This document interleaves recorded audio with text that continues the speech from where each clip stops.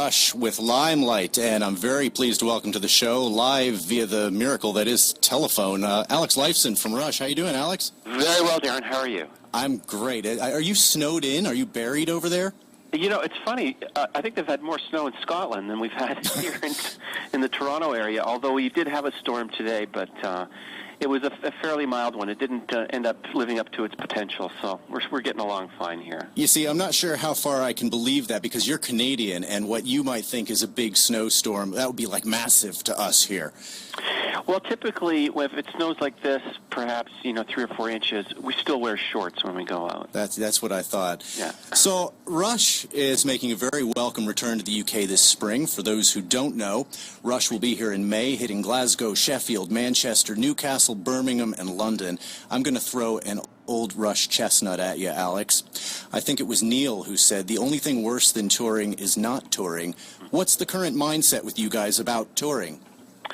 Well, we really enjoyed this tour. In fact, it was a relatively short tour for us. We did about 45 dates last year.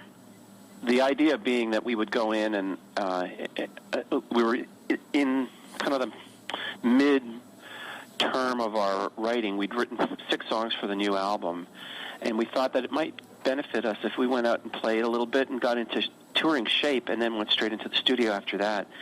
Well, the tour went so well. The response has been quite different. This time around since the documentary came out, seems to be a lot more interest in the band from a broader audience.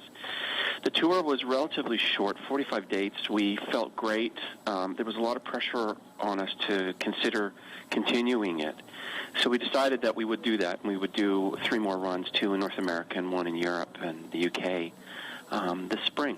So that's where we're at. Geddy and I are currently spooling up writing. So far, we're just sort of sitting around drinking coffee and talking about people. But eventually, we'll get down to the studio and do some work. And then take a little short break in the summer and go at it in September and hopefully have the album done by the new year next year. Alex, slow down. You're answering all my questions in one. Listen, I'm intrigued by the way that you, as you mentioned, you've released 2 songs from the incomplete album Clockwork Angels. You've gone on tour playing those 2 songs with the intention, obviously, as you just said, of returning to the studio later in the year. My question is, actually I have 2 questions. First, are those of us here in the UK and indeed Europe likely to hear any further new material? No, we've decided to do exactly the same set that we were doing last year. We talked about changing out some stuff. Certainly we wouldn't add any other new stuff because we really haven't developed it yet beyond sort of that first stage of writing and arranging. Mm-hmm. But we thought it best to keep the show as it is.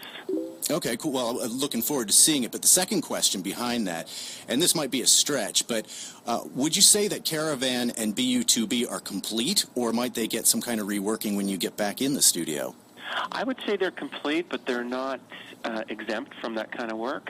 I think once we get into that mode and play, and the fact that we've been playing it for a full tour, I want to think that there's a slight shift in nuance in those songs, and I don't think it would hurt for us to at least give it a crack once we're set up and in the studio, just running through them a couple of times, just to see if we're better off and not just different, from those versions that we've recorded. We're very happy with them, and the response has been quite good to those, and they are indicative of the way the album's sort of shaping up, although we have a couple that we think are a little more epic.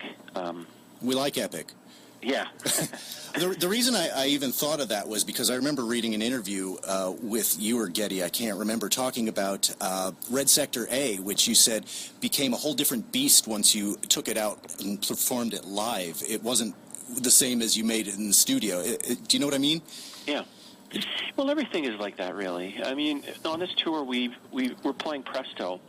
And on the record, Presto, to me, is a bit lightweight. It's quite airy, and it's got a lot of space around it. Live, it's a little heavier and tougher, a little more dynamic. So, I mean, it's great for us. Another example, maybe even a better example, is Camera Eye, and that's been a song that's been requested by fans for many, many years.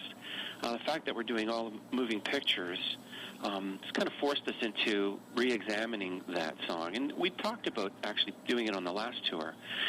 But once we got into it and did a little bit of trimming, it's taken on a kind of a different character. You know, it's much more powerful than it was on record. And well, we I actually think it's come a long way live. we actually broadcast from the borough of Westminster, so we're looking forward to that song in particular. I'm glad you mentioned doing the whole Moving Pictures album. What were the discussions like between you, Geddy, and Neil in deciding to perform the whole album? Well, Neil had brought it up. He'd gone to a Steely Dan concert, and he was quite impressed by the fact that they were playing, you know, featuring a different album every night. I think that's a little too ambitious for us, but the idea was that maybe we should consider doing all of Moving Pictures. I mean, we do most of the songs from that album on a tour anyways, and it would be nice to present it in its order as a whole compact part of the show. It's, you know, arguably our most popular record. Certainly commercially it's our most popular record, and the fact that it's the 30th anniversary all kind of combined to make it a strong idea. In fact, I just listened to the 5-1 mixes that we're doing last night of Moving Pictures for a release later this year, and it sounds amazing in surround. It sounds really, really good. Cool. I'll have to get that. I'm a completist. But I heard you're planning on filming the tour for a new DVD. Is that true? Yes, we are. Yeah. When is that happening?